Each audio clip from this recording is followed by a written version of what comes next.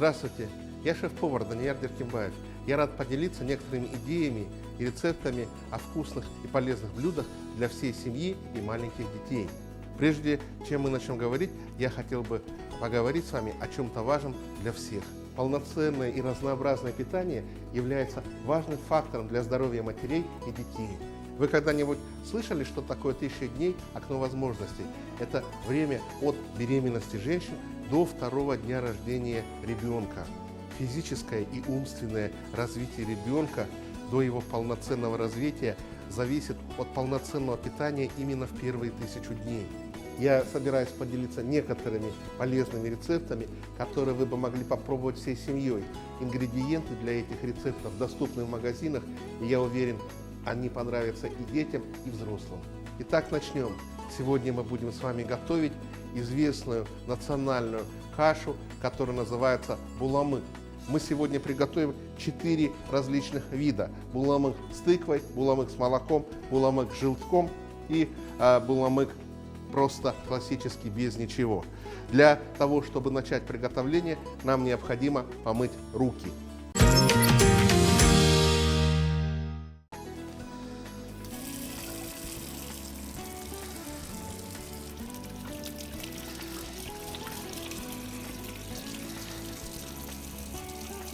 Родители или опекуны детей должны мыть руки с мылом и водой перед приготовлением и кормлением ребенка.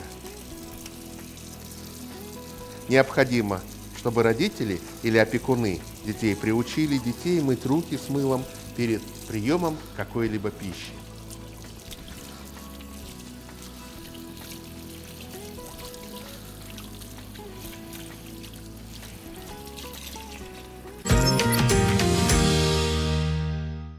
Издавна в киргизских семьях для дополнительного питания детей, для прикорма использовали именно кашу буламык. Готовится она очень просто. В качестве наполнителя использовали муку, либо муку крупного помола, которую делали специально для того, чтобы изготавливать из нее вот эту кашу. Но мы сегодня воспользуемся обычной мукой, и я покажу вам, как это делается. Сегодняшний буламык содержит 4 вида обогащения, которые помогут вам убедиться в том, что ребенок получает в необходимом количестве витамины и минеральные вещества. Итак, начнем. Для начала возьмем сковородку и растопим там масло.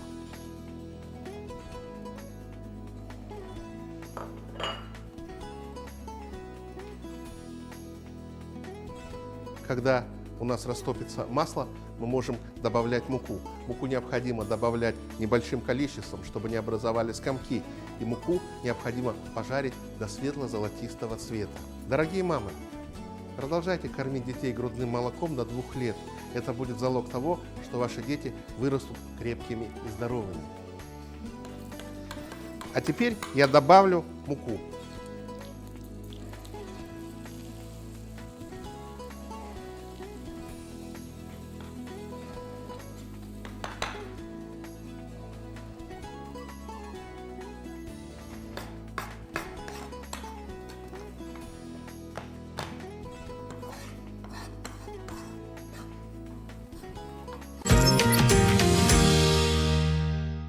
Классическая основа буламыка готова. И теперь я разделю на 4 порции, для того, чтобы я смог приготовить различные варианты.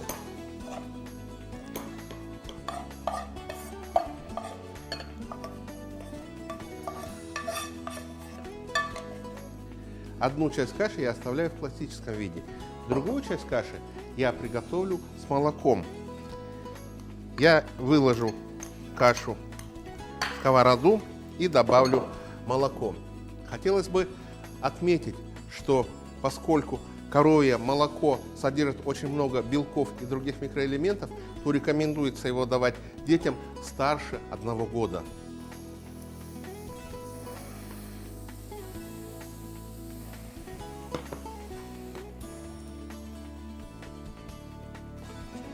Смешивая с молоком, кашу необходимо тщательно размешать, чтобы не образовались комочки. Итак, готовую кашу я могу выложить в чашку.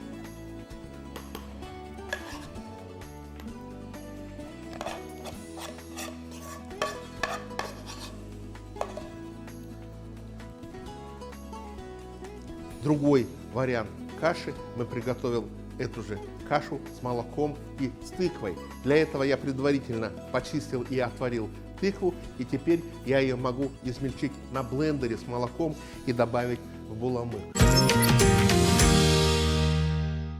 Если у кого нету блендера, то готовую тыкву мы можем измельчить с помощью вилки. Я покажу, как это делается. Вот таким образом я измельчаю отваренную тыкву. Измельчается она очень легко. Тыква содержит очень много клетчатки, полезной для маленьких детей, поэтому тыква очень хороший продукт. И, как я говорил ранее, в красных овощах и фруктах содержится очень много каротина, витамина А, который полезен детям, укрепляет здоровье и улучшает зрение. Итак, добавляем сюда тыкву. И сюда же я добавляю буламык. И сюда я добавляю молоко. Все тщательно перемешиваю и ставлю на нагрев, довожу до кипения. Необходимо тщательно помешивать, чтобы в каше не образовались комочки. Когда каша закипит, мы можем снять ее с огня и переложить в чашку.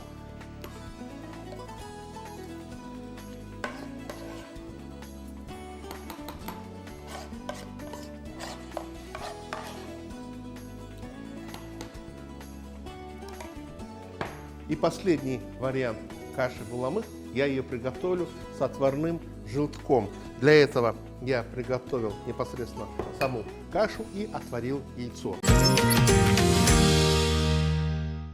Конечно же, помните, что яйца очень опасны, поскольку они могут содержать сальмонеллез, поэтому не давайте детям возможности прикасаться к яйцам или не готовьте им сырые продукты из яиц. Все время яйцо должно подвергаться тщательной тепловой обработке. И извлеку отсюда желток. Теперь этот желток я могу добавить в кашу и измельчить его с помощью вилочки. Теперь тщательно перемешаю, и таким образом я получу очень питательную пищу, богатую витаминами и минеральными веществами. Чтобы получить доступ к сегодняшнему рецепту или загрузить всю кулинарную книгу, посетите веб-сайт, указанный на экране. А сейчас я напомню, из чего мы приготовили сегодняшние блюда. Основные ингредиенты: 2 столовые ложки муки, 1 чайная ложка сливочного масла, 1 чайная ложка сахара и 1 стакан молока. Также мы использовали 50 грамм тыквы и 1 желток. Помните, что здоровое поколение – это наша ответственность и наше будущее. А я желаю вам приятного аппетита!